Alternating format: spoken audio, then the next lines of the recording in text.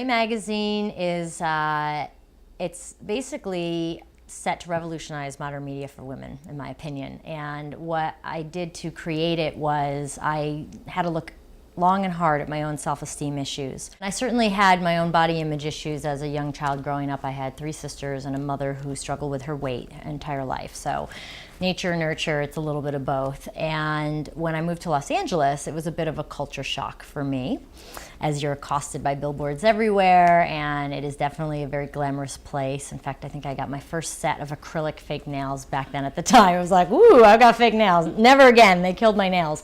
But I got my eyebrows waxed. Like, all of a sudden I started stepping into this whole realm of superficial self-esteem, I guess. I've always known there was a cause deep down inside of me, but I didn't know how that cause was going to surface or what it was going to be a cause for. It hit me over the head one day. Standing in line, looking at the magazines at the checkout stands, I didn't even have to pick them up, and immediately I started to feel bad about who I was.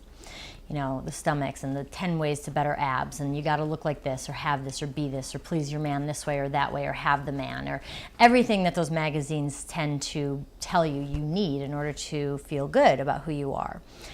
And of course I started to go down the spiral and think, oh, I'll never have that stomach, I'll never have those shoes, I may never get that man, oh God, what am I gonna do? And I got an idea, and it was, wait a second, and I didn't even think it was an idea at the time. It was just, hey, in this day and age where consciousness is on the rise, the yoga movement was really starting to take off, there needs to be a magazine that supports women in feeling good and talk about real topics and show real bodies and curves and all the various things that come with being a woman.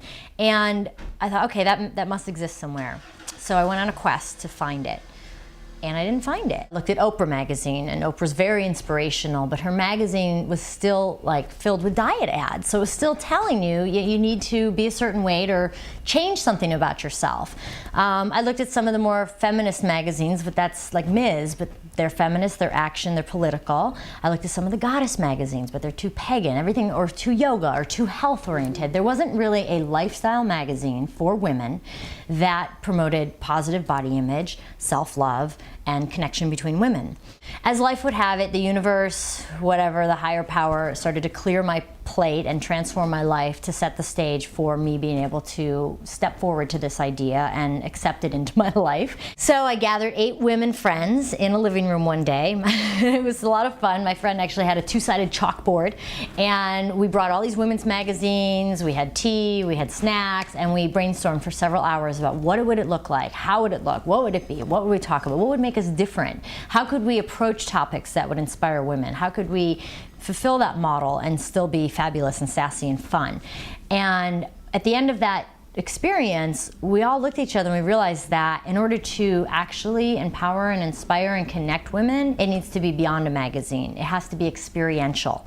And so the Ray and the idea of the Ray was truly born. It was, let's do a magazine that's a movement that gathers women in community on some level through workshops and events, and through the educational awareness, tools, teachings, and life experiences and stories that get shared in the format of a magazine, and one would support the other. It started as an e-zine, where it was called the For Women From Women e-zine, and it was set just to say, okay, what's happening in LA? What's going on for women?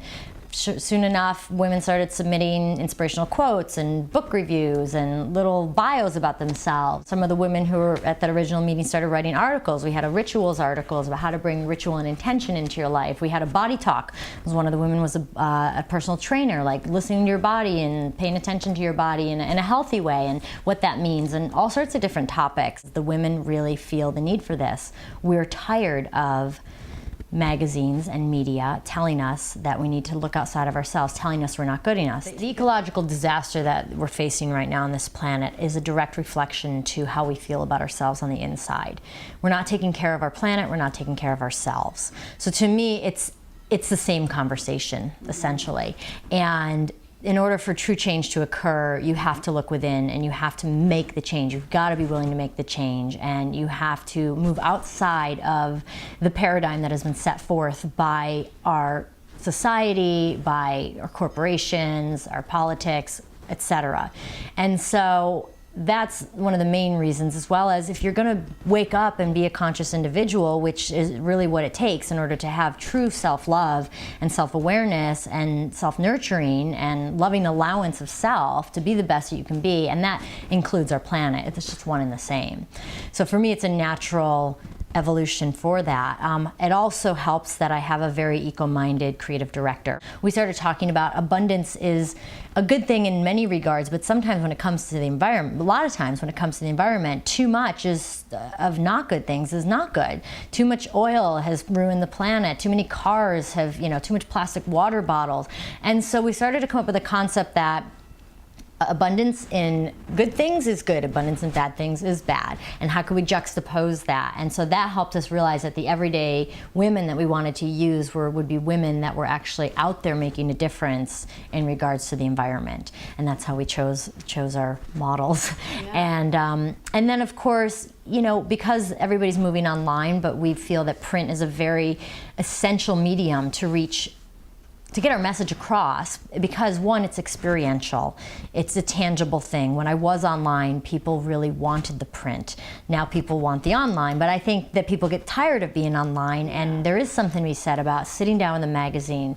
And because the Ray is about loving yourself, if you're in front of your computer, you're not loving yourself if you have I spend too many hours in front of my computer. So get away from your computer, go sit down, go relax, go take a bath, go sit somewhere comfortable, get outside, bring your magazine, sit in a coffee shop, be social, but be around people, but read the magazine. It's an experience, it really is. And down the line, we actually are going to be implementing more sort of workbook type things into the magazine, so it becomes your transformational tool. As a lot of people said, move online, it's very eco-friendly. Well, we can do it in print and still be eco-friendly, and so it's been a learning curve, certainly, but what we've decided was we went for forest FSC certified, so forest sustainable certified paper.